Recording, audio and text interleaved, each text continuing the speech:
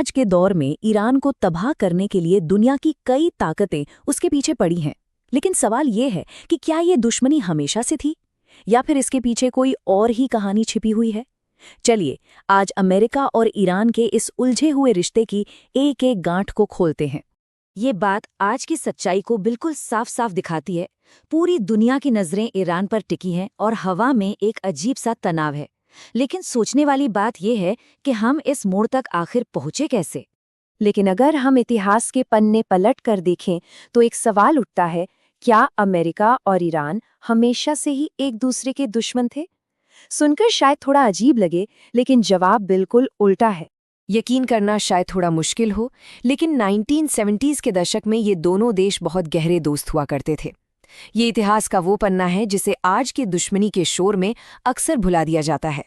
और ये दोस्ती सिर्फ कोई राजनीतिक दिखावा नहीं थी, बल्कि ईरान की संस्कृति में भी बहुत गहराई तक समा चुकी थी। मतलब ईरान के स्कूल, कॉलेज सब अमेरिकी मॉडल पर चल रहे थे और वहाँ के समाज पर पश्चिमी असर साफ साफ देखा जा सकता था। यहाँ देखिए कि बदलाव कितना बड़ा आया है। 1970 के दशक वाले ईरान की सड़कों पर पश्चिमी पहनावा और संस्कृति बिल्कुल आम थी, जबकि आज का ईरान इस्लामी नियमों और अनिवार्य हिजाब से पहचाना जाता है। मतलब एक ही देश के दो बिल्कुल अलग अलग चेहरे। और फिर आया साल 1979, एक ऐसा मोड़ जिसने इतिहास का रुख ही मोड़ दिया। ये साल था इस्लामी क्रांति का। अयातुल्ला खुमैनी की वापसी ने सब कुछ बदल कर रख दिया। उनका संदेश बिल्कुल साफ था, ये जो पश्चिमी संस्कृति है ये ईरान को अंदर से खोखला कर रही है और अब यहाँ सिर्फ और सिर्फ इस्लामिक संस्कृति का राज होगा। तो ये क्रांति हुई कैसे? देखिए, सबसे पहले तो पश्चिमी संस्कृति के खिलाफ एक माहौल बनाया गया। फिर धर्म के नाम पर लोगों को एकजुट किया गया। विरोध इतना ज्यादा बढ़ गया कि ईरान के शासक शाह को देश छोड़कर भागना पड़ा और सत्ता सीधे अयतुल्ला खुमैनी के हाथों में आ गई। क्रांति के बाद एक ऐसी घटना हुई जिसने इस दोस्ती को हमेशा हमेशा के लिए दुश्मनी में बदल दिया।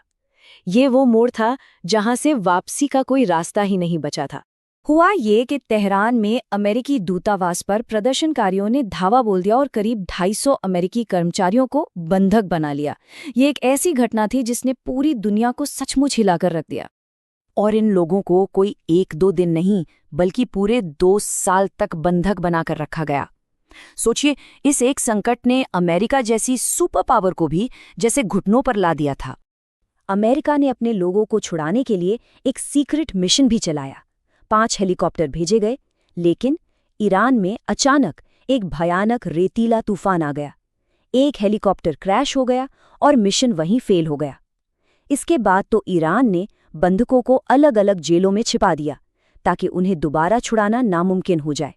तो बस निर्णायक मोड़ यही था। इस बंधक संकट ने दोनों देशों के बीच नफरत की एक ऐसी दीवार खड़ी कर दी जो आज तक नहीं गिर पाई है। ये तो हो गई इतिहास की बात, लेकिन अब सवाल ये उठता है कि इस दूर बैठे संघर्ष का भारत पर क्या असर पड़ता है। ये हमारे लिए इतना जरूरी क्यों है? चलिए इसे समझते हैं। देखिए, भारत के लिए ईरान कई वजहों से बहुत ही ज्यादा अहम है। पहली बात, हमें ईरान से सस्ता तेल मिलता है। दूसरी, हमारी उनके साथ एक अनोखी व्यापार प्रणाली है। तीसरी, वो मध्य एशिया और यूरोप तक पहुंचने का एक अहम रास्ता है। और चौथी, वो खाड़ी देशों में तेल की कीमतों पर भी लगाम लगाने में मदद करता है। और ये जो वस्तु विनिमय प्रणाली है, जिसे बार्टर सिस्टम भी कहते हैं, ये बहुत दिलचस्प है।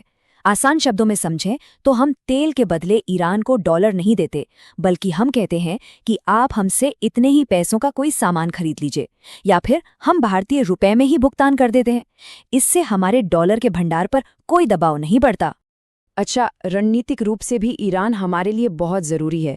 यह हमें पाकिस्तान को बाईपास करके, मतलब उसके रास्ते जाए बिना, सीधे अफगानिस्तान और मध्य एशिया तक पहुंचने का एक रास्ता देता है, जो हमारे व्यापार और सुरक्षा दोनों के लिए बहुत अहम है। अब देखिए, ईरान के बाजार में होने का भारत को एक सीधा फायदा मिलता है। जब सऊदी अरब अकेला बड़ा विक्रेता होता है तो वो कीमतें बढ़ा सकता है, लेकिन ईरान की वजह से कंपटीशन बना रहता है और कीमतें कंट्रोल में रहती हैं। एक अनुमान ये भी है कि इस कंपटीशन से तेल की कीमतों में अच्छी खासी कमी आ सकती है, जिसका सीधा असर हमारी और आपकी जेब पर पड़ता है। और अब वापस आते हैं आज के तनाव पर। ईरान में एक मस्जिद के ऊपर लाल झंडा फहराया गया है। ये एक बहुत ही गंभीर संकेत माना जाता है, जिसका मतलब होता है कि युद्ध की घोषणा कभी भी हो सकती है। ये लाल झंडा सितंबर 2024 से फहरा रहा है, जो बढ़ते हुए तनाव का प्रतीक है।